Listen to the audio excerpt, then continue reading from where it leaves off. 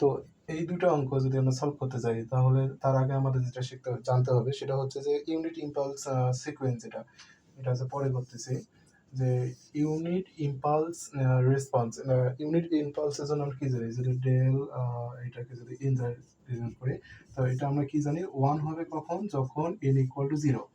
n equal to 0 হলে এটার মান হবে 1, আদারওয়াইজ কি হবে 0, n নট ইকুয়াল টু 0। তাহলে এখানে আমাদের বলছে ইউনিট ইম্পালস, তাহলে এখানে যদি আমরা এই এক্স ফাংশনটাকে ইউনিটে মানে কনভার্ট করে নেব। তো এখন দেখেন যে আমরা ধরে নিই এক নম্বরে সলভ করি যে লেট যে এক্স অফ এন এই ফাংশনটা ধরে নিলাম আমরা একটা ইউনিট ইম্পালস। তো হোয়ার যেখানে আমাদের কি হচ্ছে del of n is the unit impulse response.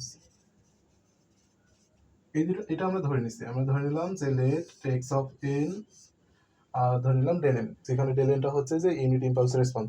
তো এখন যেখানে আমরা ফাংশনটা কি জানি, ফাংশনটা হচ্ছে del of n is equal to 1 যখন এন ইকুয়াল টু 0, আর 0 হবে কখন এন নট ইকুয়াল টু 0। এটা হচ্ছে আমাদের ফাংশনটা। তো এক্ষেত্রে যদি আমরা এক নম্বরটা করি তাহলে এখানে আমরা কি লিখতে পারি যে given that আমাদের দেওয়া আছে কি y of n is equal to 5x n minus 10। তো এখন যেটা করি সাবস্টিটিউটিং এই যে x of n এই জায়গাটা আমরা বসাই দেব কি যে হচ্ছে del of n, এটা জাস্ট বসাই দেব in this equation, into this equation। তো এখন যদি আমরা বসাই তাহলে কি হবে যে y of n is equal to 5 del n minus 10। এখন এই 5টা কি, এই 5টা হচ্ছে যে অ্যামপ্লিটিউড, এটা যে একটা যে সিগন্যাল যাবে সেই সিগন্যালের অ্যামপ্লিটিউড হচ্ছে 5। তো এটা যদি আমরা ফিগারটা দেখতে যাই তার আগে একটা ছোট জিনিস, সেটা হচ্ছে যে n মাইনাস 1 এটা তো কি মাইনাস শিফটিং। তো এটার ক্ষেত্রে আমাদের কি হয় যে এটা লেফটে আসবে, তার মানে এটা এদিকে সরে যাবে, এই রেখাটা এদিকে চলে আসবে। তো এক্ষেত্রে যদি আমরা n-10 এর জন্য করতে যাই, শিফটিং করতে যাই, তাহলে আমরা কি হবে যে 10 ঘর পিছনে চলে আসতে হবে। তো এইটাই জাস্ট কিছু না, যদি এটা আমরা ড্র করি তো এটা হচ্ছে মেইন অক্ষ। তাহলে এখান থেকে আমাদের কত যাবে, এখান থেকে 10, তার মানে এটা হচ্ছে 0, এটা 1, এটা 2, এটা 3, এটা 4, এটা 5, এটা 6, এটা 7, 8, 9, 10। তাহলে এটা যদি 0 সরি এটা 10, এটা হচ্ছে -9, -8, -7 ডট ডট ডট ডট, এটা হচ্ছে -1 এটা। তাহলে এখান থেকে আমাদের কি পাইছি এই জায়গাটা শুধু রেসপন্স পাবো, তাহলে এটাই হচ্ছে আমাদের এটা। তাহলে এটা অ্যামপ্লিটিউড কত 5, তাহলে এটা হবে আমাদের 5। তাহলে এটাই হচ্ছে ফিগার। তাহলে এটা যদি আমরা 5 দেই, এটা 4, এটা 3, এটা 2, এটা 1, এটা হচ্ছে 0, আর এদিকে কত আসবে -11, -12, দরকার নেই। আর এটা হচ্ছে y of n, এটাই হচ্ছে মেইনলি ফিগার। তাহলে এই যে n-10 এটার জন্য আমাদের সরে গেল এতটুকু, মানে x অক্ষর এই যে মেইন অক্ষরটা এদিকে সরে যাচ্ছে, আর হচ্ছে 5 হচ্ছে অ্যামপ্লিটিউড, তাহলে এটার মান হচ্ছে 5। এটা হচ্ছে এক নম্বরের অ্যান্সারটা। তো 2 নম্বরের অ্যান্সারটা হচ্ছে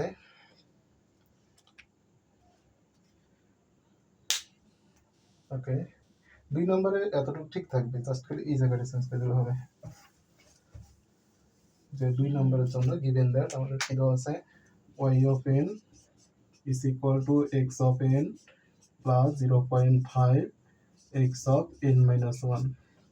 তো এক্ষেত্রে যদি আমরা করতে যাই তাহলে সাবস্টিটিউটিং সেম আগের মতো, substituting y of n is equal to x of n, sorry x না del of n।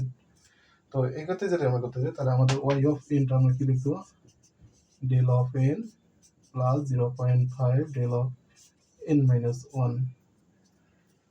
Okay just এইটুকুই ইকুয়েশন, এইটুকুই। এখন জাস্ট আর ফিগারটা তাহলে দেখুন আবার কি হবে। তো এটা যদি আমরা মেইন ফিগার হয়, এটা হচ্ছে 0 এর জন্য।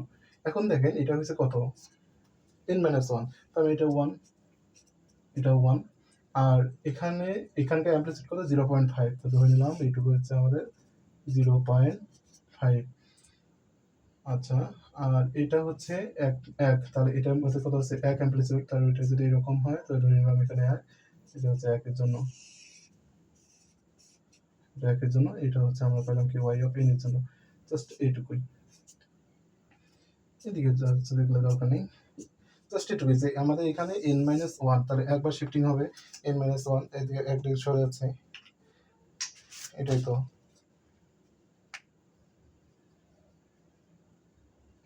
আর n এর জন্য এটা, জাস্ট এটা অ্যান্সার। ঠিক আছে।